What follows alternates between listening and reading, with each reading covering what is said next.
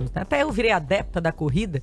Pois é, e com ela também a preocupação com a segurança dos atletas. Depois de 2 atropelamentos registrados recentemente em Alagoas, esse assunto volta ao centro do debate. E para falar sobre esse tema, a gente recebe aqui o presidente do Conselho Regional de Educação Física de Alagoas, Stanley Magalhães. Seja bem-vindo ao Jornal da Mix. A corrida virou um hábito para milhares de pessoas. Na sua avaliação, a infraestrutura das cidades acompanhou esse processo de crescimento? Bom dia, Thaís. Bom dia, Marquinho. É uma satisfação estar aqui. Chamo de Marquinho porque Marcos Rodrigues é colega meu de época de escola técnica. Ele só não é Marquinhos, né? Mas então, para mim é Marcão hoje, é um prazer, então, mas é uma satisfação imensa estar aqui, né? Então, se assumir uma responsabilidade dessa, dá orgulho. Aqui, eu agradeço. Na realidade, não acompanhou, né? A questão de orientação, da questão da segurança, a gente precisa ter uma maior visão das políticas públicas para isso. Hoje, o pessoal se movimenta muito, gosta de fazer atividade física, é prática de fazer atividade física até sozinho. O que é bom, né? A parte positiva é essa, né? O bom é que você está cuidando, a questão da saúde, a questão da vida longínqua que a pessoa procura. Então, está linkado à atividade física, né? Mas realmente não acompanhou. As políticas públicas precisam voltar mais para essa questão de espaços para esse fim. Agora, Stanley, quando a gente fala de corrida de rua, quem parte para essa atividade acredita o seguinte: a rua é pública, eu posso utilizá-la da melhor forma possível. Só que na ponta e nesse convívio do dia a dia, o atleta, né, ou o pedestre, o que seja, é a ponta mais frágil disso aí, já que temos os carros, as motos, as bicicletas, enfim. E um choque, um contato com um atleta durante a atividade física, no momento, inclusive, você está ali abstraindo, né, tentando fazer o seu corpo produzir endorfina, enfim, a própria atividade, você pode ser surpreendido com um choque, um abarroamento, coisa que o valha. Nesse sentido, de quem é a responsabilidade no caso de algumas academias que estimulam essa atividade externa como parte do processo de treinamento? Na realidade, assim, eu vejo como profissional de educação física ele devia dar uma orientação. A responsabilidade volta sim aos órgãos públicos. Porque devia criar espaço, como bem a Thaís falou, né? Quando você corre na rua, você corre risco, você tem o bônus e o bônus. O bônus é fazer atividade física visando a saúde. E o ônus é a questão da segurança, que você tem que ter próprio. Eu faço atividade física na rua. Eu corro, faço atividade. Mas eu me preocupo. Por exemplo, eu estava falando para você que eu vi uma menina aqui, ela corre contra o fluxo. Por que corre contra o fluxo? Porque ela vê o carro vindo, ela pode, em último momento, saltar. Mas essa é uma questão só de orientação. O que precisa realmente é de espaços específicos para quem pratica atividade física. Já que hoje você vai para a praia e vê um monte de gente fazendo atividade física. E ainda não está de acordo com o que ele precisa. Mesmo na orla. Mesmo na orla. Na verdade, você se utiliza das vias públicas muitas vezes num improviso e num espaço que não abarca toda a demanda de uma corrida de rua que é comercializada, por exemplo. A gente está vendo corridas com 15, agora maratona, quase 15 mil corredores. Os primeiros metros da corrida, quilômetros, foram disputando espaço a cada passo. Eu ouvi muita gente falando, eu vivenciei esse processo, e realmente o corredor tem que estar muito atento para não se acidentar.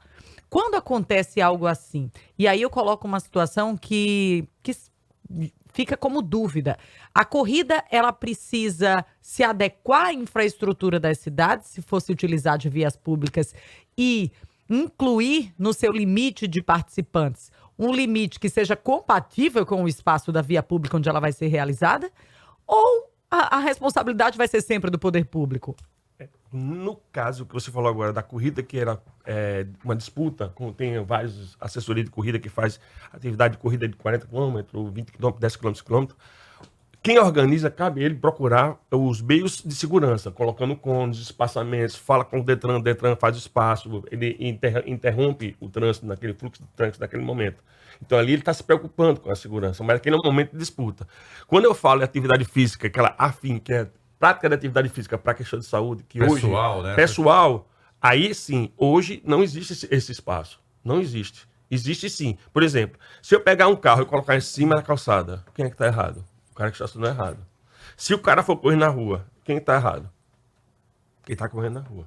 Porque o espaço da rua é específico para quem? Os carros. Os carros. Eu entendo. Então, é essa visão que tem que ser feita. Agora, é preciso ter uma orientação. Orientar o cuidado, corra contra o fluxo, procure você ficar atento a questões de vias, porque pode acontecer acidente. Acidente vai acontecer a qualquer momento. Você deu o exemplo da atleta que você passou por ela, eu passei por ela também, ela vinha até numa certa velocidade no contrafluxo do veículo. Essa seria uma dica, por exemplo? Essa seria uma dica, porque você está vindo de o carro, pode acontecer uma falha mecânica. Infelizmente, passar mal ao volante. Alguém passar mal ao volante, que um processo que é diabetes, processo de hiperglicemia, causa como se você tivesse embriagado. Dá um apagão, né? Ou até mesmo, certas horas da manhã, a pessoa prefere correr 5 horas da manhã. Existem pessoas que ainda bebem e vão ao volante. Então ainda tem esse risco também. Então, é uma questão uma questão realmente política, uma questão de políticas públicas voltada para atender esse mercado que existe de assessoria de corrida, para as pessoas que praticam atividade física. É a mesma coisa da ciclovia. Você correr na ciclovia, tá errado? Tá. A gente teve pela primeira vez um representante direto do segmento de educação física na Câmara, pelo menos por uma curta temporada, que foi o Charles Ebert, né? Ele, árbitro de futebol, formado também em educação física. Mas como ele estava ali no período transitório, não deu para avançar com esse debate. Mas em algum momento você acha que isso tem que ser transformado em audiência pública na Câmara de Vereadores, para que esse assunto venha a começar a ser amadurecido, até trazer experiências também de outras cidades, Stanley? Sim, precisa sim. E a gente tem outro profissional de educação física, o Eduardo Canuto. O Eduardo Canuto, verdade. Né, que lutador. Precisa sim ter uma audiência pública voltada para informação e informar a população dessas questões. Porque realmente se eu for dizer assim, o CREF faz o quê? O CREF, ele normatiza a profissão. Isso. É o exercício da profissão legal. Eu me preocupo que o profissional que esteja ali seja formado e habilitado e atendendo a população. Porque ele é especialista em movimento. Então, cabe ao CREF olhar se aqui naquele local ou nas empresas que prestam serviço de atividade física tem um profissional regulamentado, registrado no conselho. Esse é o papel do CREF. Claro, evidente, a gente pode dar uma orientação nesse sentido, mas a gente não tem competência nenhuma sobre essa situação. Não tem alcance para isso. Não tem alcance para isso. Até o próprio Ministério Público já delimitou isso para a gente. Então, a gente tenta, sim, orientar, a gente fala sobre isso, mas é preciso sim, seria necessário sim uma audiência pública para a gente começar a debater sobre isso e os melhores caminhos que possam levar a essa prática com segurança. Do ponto de vista do conselho, qual é o limite da responsabilidade do profissional de educação física também que leva os alunos para treinos externos? E muitos de madrugada ainda. O conselho, uma pergunta dentro da outra, hein, Stanley? O conselho também acredita que deveria ser uma exigência o uso de coletes refletivos e equipamentos ali que podem nortear o trânsito? Orientação, sim. Orientação seria necessário usar um meio que você pudesse ser visto. Que seria, por exemplo, você vai ver hoje, eu vou para, se você for de madrugada ou de 5 horas da manhã, você for ali para Marechal Deodoro, tem ciclistas. O que é que eles usam? Um carro atrás com as luzes e eles vão correndo na frente. Aqui é um método de segurança. De apoio, né? De apoio. E tem alguns ciclistas que usam o pisca ou o olho de gato, chamam de olho de gato, reflete a luz. Isso. Seria também uma norma desse tipo. E no caso dos CTs que colocam a turma aí para correr no meio da rua, né? Se acontece alguma coisa, de quem é a responsabilidade? O corredor, ele assume essa responsabilidade, o atleta? A pessoa que vai, infelizmente, é difícil, até eu dizer assim, é cínico dizer isso, mas a pessoa que assume. Claro, evidente, o profissional tem, vamos dizer assim, ele também tem uma certa culpa. Mas ele assume o ônus e o bônus. Tem responsabilidade caso aconteça alguma coisa com aquele aluno? Sem treinamento.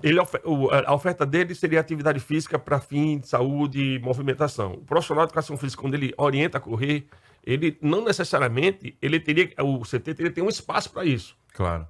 Certo? O ideal seria a própria estrutura ter isso aí. Entendi. Mas a questão de responsabilidade do trânsito, incidente de trânsito, é do próprio corredor. Infelizmente. Agora, o profissional, ele pode ter uma resposta em termos de leis, porque ele mandou a pessoa correr. Agora você vai se você quiser. Eu entendo. Não acho seguro, eu não vou correr. Será que em algum momento, Stanley, a gente vai ter que evoluir para, sei lá, algum tipo de autorização, o atleta saber que ao tomar uma atitude como essa, ele de repente assinar, só eu estou ciente das responsabilidades, até para isentar o profissional? E no dia que o profissional sofrer um processo jurídico, ele vai perceber que precisa sim de uma questão jurídica. Eu só faço contrato, sou personal de educação física, faço contrato, inclusive tem uma cliente aqui pertinho. Eu faço contrato, tem menor de idade, aí eu entro na questão do ECA, questão de segurança, porque tem a questão do assédio. Eu me protejo. Entendi. Que o responsável assine. Que eu estou trabalhando com um filho, um menor de idade.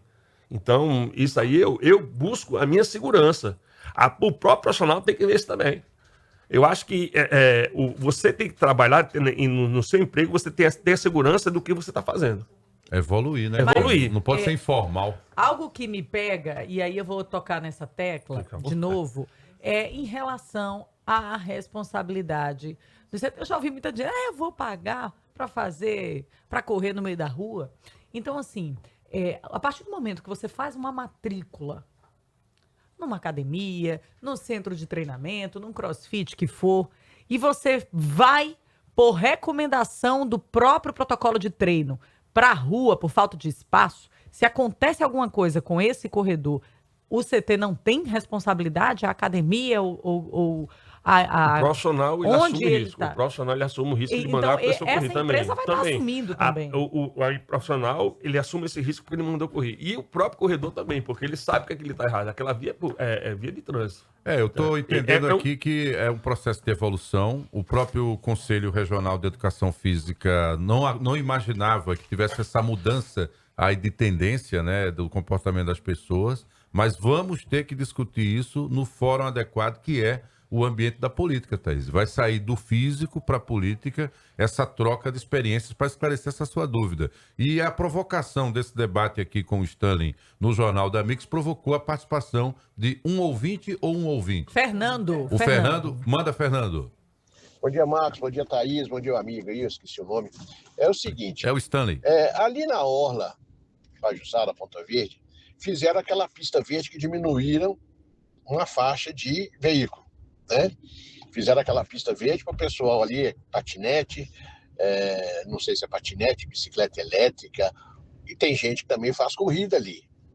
E já tinha a parte de cima, onde era para fazer caminhada e fazer corrida. Eu, por exemplo, vou ali quase final de semana ali, que eu moro na parte de cima aqui, eu vou ali para fazer caminhada. Como é que fica, já que não tem fiscalização em cima disso, a gente vem sempre debatendo isso aí na Rádio Mix, que não tem fiscalização para os patinetes. Só que a gente vê que não tem fiscalização para quem está podendo fazer corrida também na pista. O pessoal está andando, às vezes, no meio da rua, fazendo caminhada no meio da rua, correndo no meio da rua, porque os patinetes, bicicleta elétrica estão tomando conta do local de acesso dessas pessoas fazerem esse exercício. Agora, o que a gente pode fazer se já não existe uma fiscalização para nenhum dos três? Nem para quem anda, nem para quem corre, nem para patinete, nem para bicicleta elétrica. Valeu, tá? Então já é outro conflito. Ele já traz outro conflito, que é o conflito pelo uso do espaço, também concorrendo com esses outros veículos que também oferecem riscos, né? Com certeza. Aí você já vê que aí precisa da fiscalização da CMTT e do trânsito. Né? Temos que ampliar, né? Tem que ter uma fiscalização, porque ali é espaço específico para um tipo de veículo, um tipo de pedestre. E você usa ali. Então já é outra vertente para ter outro espaço para outra discussão. Agora, Stanley, eu não posso concluir essa entrevista sem, obviamente, você falar da relevância do Conselho Regional de Educação Física, que, como um conselho que rege uma categoria e com lei federal, inclusive, é para preservar justamente a você que procura academias, tá certo? Ou personal, né, que vem ali fazer o acompanhamento. Fala um pouco da atividade do Conselho.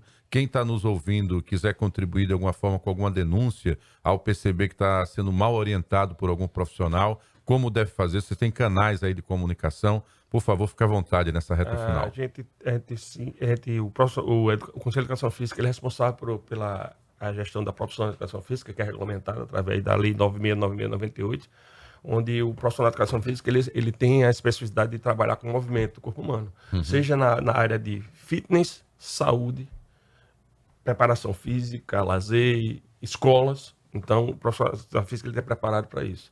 E a gente tem que se preocupar que o profissional esteja lá, esteja inserido, ele esteja apto a trabalhar com a população da melhor maneira. Então, o Conselho de Educação Física, a gente procura sempre estar atento a essas questões.